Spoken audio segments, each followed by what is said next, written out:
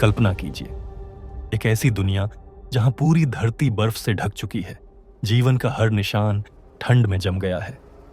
इंसानियत का आखिरी बचा हुआ हिस्सा एक चलती हुई ट्रेन में सिमट कर रह गया है। एक ट्रेन जो बिना रुके दुनिया का चक्कर लगाती रहती है।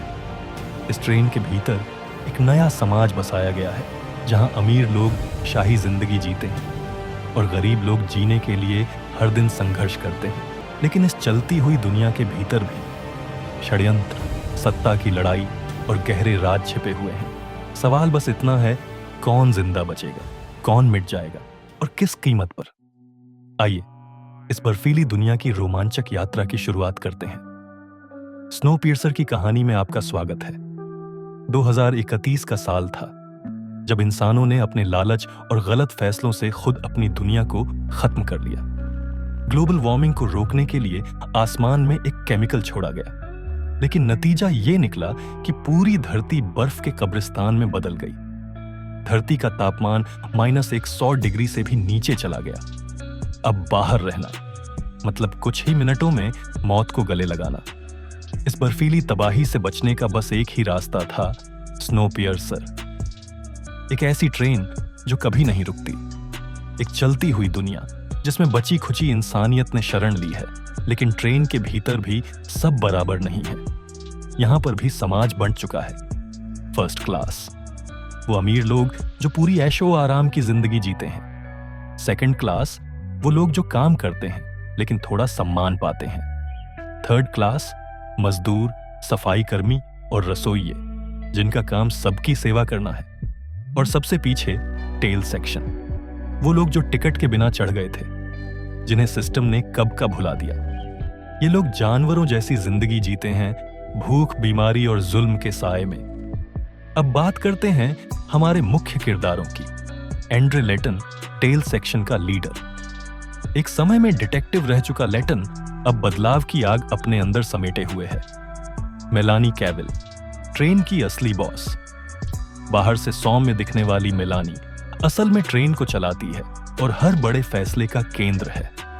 रुथ वॉर्डेल, फर्स्ट क्लास के नियम कायदे संभालने वाली।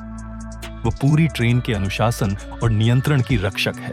टिल, एक सुरक्षा कर्मी जो धीरे धीरे लेटन के साथ सहानुभूति रखने लगती है। और बहुत से चेहरे जिनका जिक्र हम समय के साथ करेंगे। कहानी तब मोड़ लेती है जब ट्रेन में एक भयानक मर्डर होता है। मेलानी को लगता है कि इस केस को सुलझाने के लिए उसे टेल सेक्शन से लेटन की मदद लेनी होगी, क्योंकि लेटन एक समय पुलिस डिटेक्टिव था। बदले में लेटन को एक मौका मिलता है ट्रेन के अंदर जाने का, सिस्टम को समझने का और आजादी का रास्ता ढूंढने का। जैसे ही लेटन आगे बढ़ता है, उसे पता चलता है कि ट्रेन जितनी चमकदार दिखती है, असल में अंदर से उतनी ही सड़ी हुई है।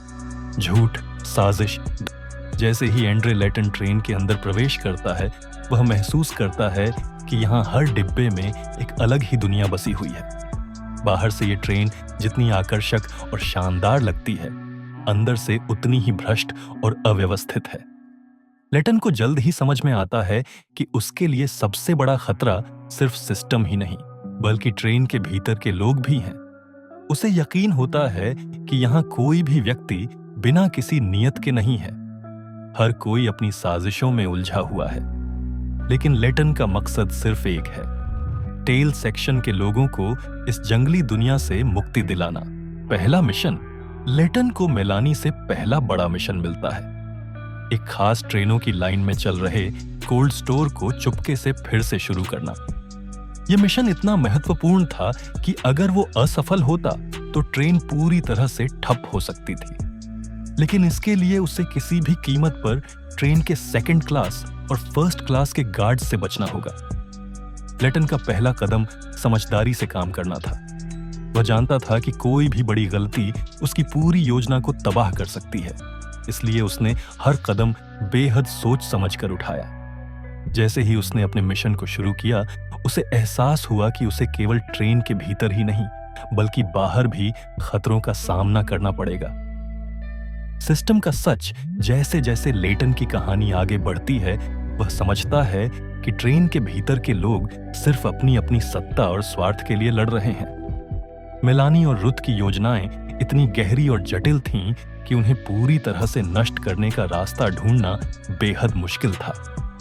लेकिन लेटन के पास एक मौका था और वह कभी भी इसे गंवाना नहीं चाहता था। पार्टी और साजिशें। लेटन के मिशन में एक बड़ी मुश्किल तब आती है जब ट्रेन में एक नया हत्यारा सामने आता है। किसी को भी यह नहीं पता कि यह हत्यारा कौन है, लेकिन उसका मकसद बहुत साफ है।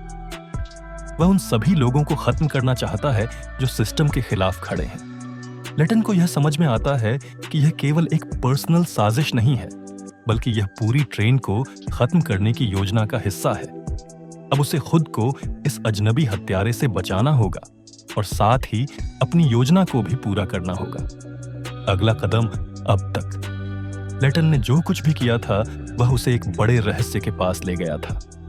वह ट्रेन के भीतर एक खतरनाक खेल में फंस चुका था और अब उसे अपनी बचे खुचे साथियों के साथ इस खतरे से बाहर निकलने का तरीका ढूंढना था। क्या लेटन अपने मिशन को पूरा कर पाएगा या उसकी योजना पूरी तरह से नाकाम हो जाएगी? यह कहानी यहीं नहीं रुकती। स्नोपियर्सर के हर नए मोड़ के साथ एक नया खतरा सामने आता है। अगले पार्ट में जानेंगे कि लेटन किस तरह से इस दुष्कर यात्रा में खुद को और अपने साथियों को बचाता है और क्या वह इस बर्फीली तबाही के बीच अपनी मंजिल तक पहुंच पाएगा। अगर आपको ये वीडियो पसंद आया हो तो लाइक जरूर कीजिए, सब्सक्राइब करिए और बेल आइकन दबाना न भूलें। अगला पार्ट देखने के लिए तैयार रहिए।